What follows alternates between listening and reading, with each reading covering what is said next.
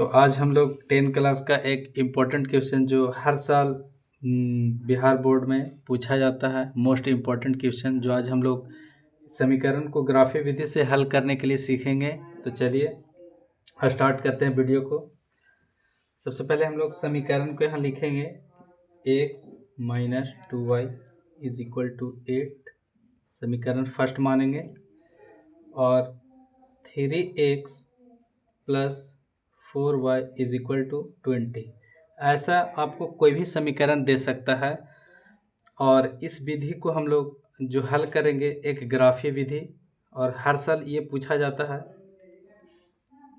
तो most important question है, इसको थोड़ा सा ध्यान से समझिएगा। तो हम लोग चलेंगे, स्टार्ट करेंगे। समीकरण 1 को पहले लेते हैं, यहाँ पे लिखेंगे हम लोग समीकरण फर्स्ट से, ठीक है। तो x minus 2y is equal to 8। अब इस तरीका से हम लोग क्या करेंगे कि एक बॉक्स बनाएंगे, और बॉक्स बनाने के बाद हम लोग x और y, ठीक है, इस तरीका से हम लोग लेंगे। सबसे पहले हम लोग x का वैल्यू रखते हैं, इसमें x का 0। अगर इसमें अगर x का वैल्यू हम लोग 0 रखते हैं तो 0 minus 2y is equal to 8 हो जाएगा। यहाँ पे होगा क्या, minus 2y is equal to 8। y का वैल्यू यहाँ से निकालेंगे तो क्या हो जाएगा, 8 by minus 2 is equal to कितना हो जाएगा, -4। यहाँ पे y का वैल्यू कितना आ गया, -4। अब नेक्स्ट चलते हैं हम लोग y का वैल्यू, जैसे minus 2y is equal to 8 है। अगर यहाँ पे हम क्या रखते हैं कि y का वैल्यू, अगर मैं क्या रखते हैं सेकंड में, y का वैल्यू हम लोग 0 रखते हैं, ठीक है। तो x minus 2 into 0 is equal to 8, ठीक है।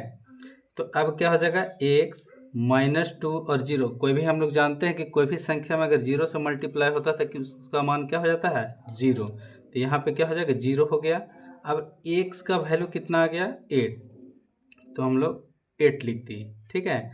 अब चलते हैं क्या चीज़, समीकरण सेकंड में। ज़्यादा नहीं, 2 ही को लेके चलना है अभी, ठीक है। और आप भी इससे ज़्यादा भी मान ले सकते हैं, माइनस में भी ले सकते हैं, प्लस में भी ले सकते हैं, ऐसा कोई इसमें निश्चित नहीं है, ठीक है। आप 2 ले सकते हैं, 3 ले सकते हैं, ये आप पे निर्भर करेगा, ठीक है। तो चलते हम लोग समीकरण सेकंड में, यहाँ पे लिखेंगे समीकरण सेकंड से, ठीक है। यहाँ पे लिखेंगे 3x plus 4y is equal to 20। फिर से हम एक ऐसा बॉक्स बना लेंगे, आराम से समझिएगा, एक बार आप समझ जाइएगा तो आपको दिक्कत नहीं होगा, ठीक है। अब यहाँ पे हम लोग x का वैल्यू, यहाँ पे भी लिखेंगे x और y का वैल्यू। तो हम लोग सबसे पहले x का वैल्यू फिर से इसमें पुट करते हैं, ठीक है। तो यहाँ पे क्या हो जाएगा, 3 into 0 plus 4y is equal to 20, ठीक। तो इसमें क्या हो जाएगा, 3 इंटू 0 करेंगे तो 0 plus 4y is equal to 20। अब यहाँ से 4y इज इक्वल टू कितना आ गया, 20 बाई, यहाँ से काट सकते हैं ऐसे भी, तो y का वैल्यू कितना आ गया, 5। यहाँ से y का वैल्यू 5 पुट कर देंगे, ठीक है। अब लेके चलते हैं नेक्स्ट समीकरण इसी में। तो y का वैल्यू हम 3x प्लस, अब रखते हैं क्या चाहिए, y का वैल्यू 2 रखते हैं, 0 ना रख के 1, ऐसा देखेंगे कि जो हमारा इजी कट जाए उसको रखेंगे ताकि आपको बनाने में आसान पड़ेगा, ठीक है। तो इस तरीके से हम y का वैल्यू अगर कितना रखते हैं, 2 रखते हैं, तो कितना हो जाएगा, 4 इंटू 2 करेंगे इज इक्वल टू 20। तो यहाँ हो जाएगा 3x plus 8 is equal to 20। यहाँ पे 3x बराबर क्या हो जाएगा, तो 20 माइनस 8, तो 3x बराबर कितना हो जाएगा, 12। यहाँ से काट सकते हैं ऐसे, तो 3 4 जा 12 होता है, ठीक है। तो x का वैल्यू कितना आ गया, +4, यहाँ पे 4 रख देंगे, ठीक है। ये हमारा समीकरण तैयार हो गया। अब चलते हम लोग ग्राफ की ओर। कि ग्राफ में हम लोग कैसे इसको दर्शाएंगे। तो सबसे पहले क्या लेना है, स्केल लेंगे। स्केल की सहायता से हम लोग इस तरीक़ा से खींचेंगे।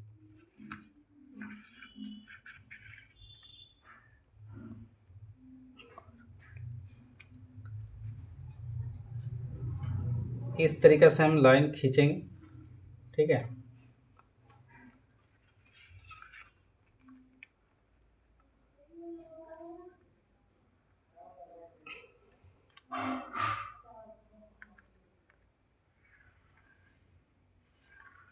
ऐसे खींच लेंगे।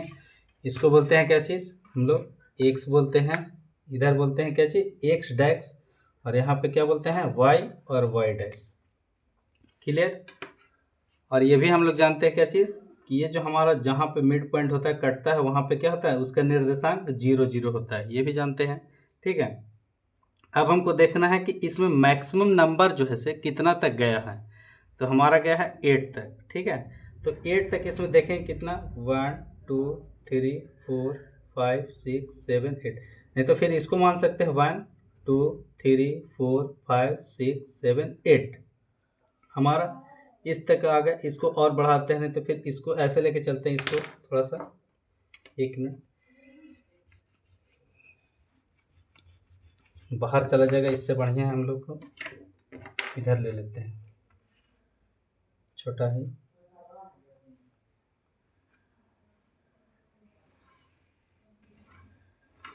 इस तरीक़ा से ले लेंगे।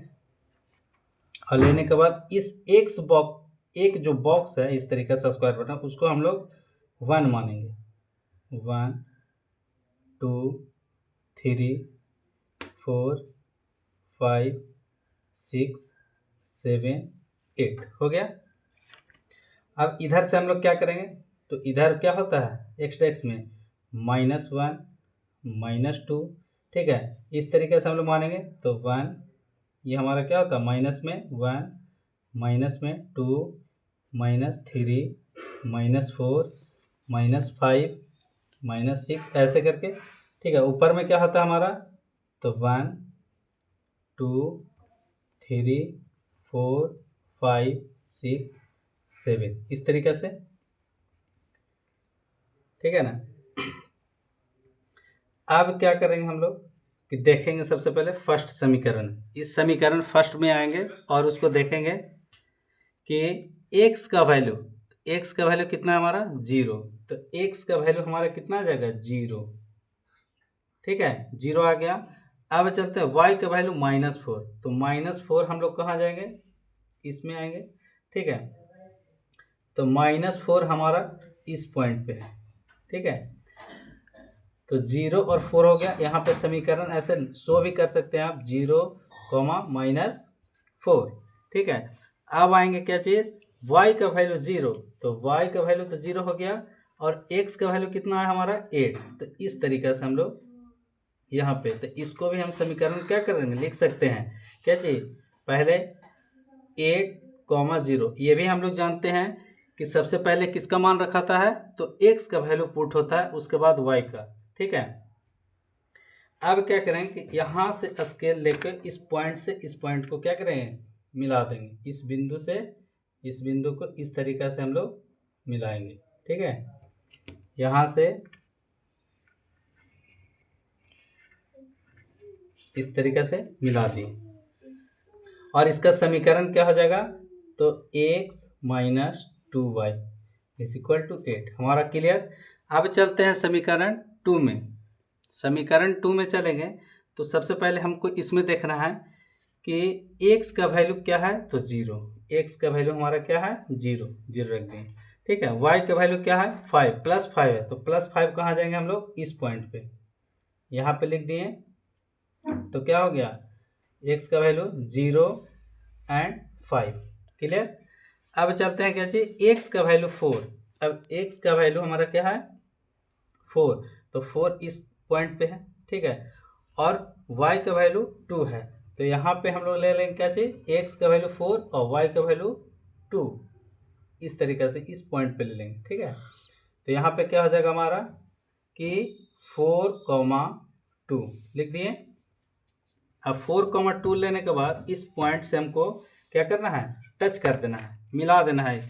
ठीक है, इस तरीक़ा से इस पॉइंट को हम लोग क्या करना है, मिला देना हमको।